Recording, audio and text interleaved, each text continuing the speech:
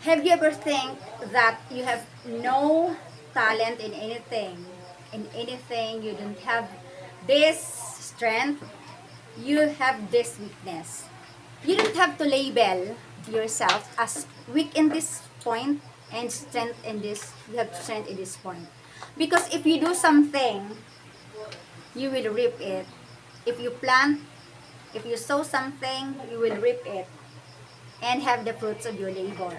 So, in times that you believe that you don't have this strength, just keep on moving, just keep going, so that in the end, you will also have this strength from your weakness. So, do something. Ano? You don't have to believe that you are weak in this point just because you don't do something. So, the key is to do something. Just do what makes you strengthen, you better as a leader, as an ordinary person, as a parent. So, do what you do believe you are weak. This is Wency Joy Flores, and thank you so much for watching.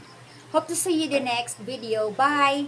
By the way, thank you so much for the subscribers. I have now almost 16 followers. Please help me have more followers for more videos to come.